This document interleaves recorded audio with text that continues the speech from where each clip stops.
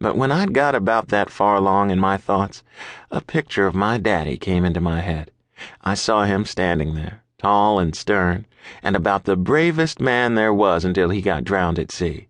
And when I saw him in my head looking down at me, there wasn't any way I was going to creep back down those cellar stairs to my bed. So I listened for a bit, and when I didn't hear anything more from Mrs. Ivers's room, I took a soft breath and knelt down on the hearth again. The first thing I did was to divide the bundle of hay in two. I shoved one piece of it up the chimney to block off the smoke from going out. The other bunch I dropped on the glowing coals. The hay cut off the light, making it near pitch dark. I was glad of that, for I felt safer in the dark.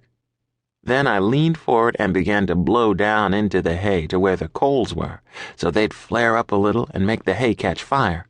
I kept my mouth down real low and close to the hay so I could blow soft and not make any noise. The hay began to catch. I didn't want it to flame up, just smolder and give off a lot of smoke, so I reached my hand into the fireplace and clumped it together. By the light from the coals, I could see the smoke start to ooze out of the hay in milky curls. I leaned back a little and waved with my hand. The smoke began to waver out into the room. Some of it went up my nose. It burned a little in my throat. I stood up and backed off from the fire so as not to choke and start coughing. I didn't want to wake up Mrs. Ivers yet. Mom was down in the cellar waiting for me to shout. I wondered what she was thinking.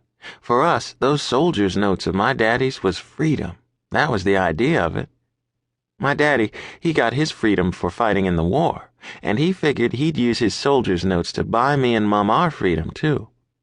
But the way it turned out, the soldiers' notes wasn't going to be worth anything until Congress decided to give gold or silver for them, so my daddy went to sea to save up some money to buy us free. And then he got drowned, and the only hope we had was the soldiers' notes. Mom figured if we took them down to New York, where Congress was, maybe we could get something for them. We figured Mr. William Samuel Johnson would know what to do, being as he was our delegate and lived here in Stratford. The smoke was beginning to fill the room pretty good. It was stinging my nose and my lungs a lot, and I knew that in a moment I'd start coughing. So I waited and held back on the coughs, and then, when the room was filled with smoke, I let go a good cough as loud as I could. Then I headed across the room, bumping into chairs, and I began to bang on Mrs. Ivers's door. "Mrs. Ivers," I shouted, "wake up! The house is afire!"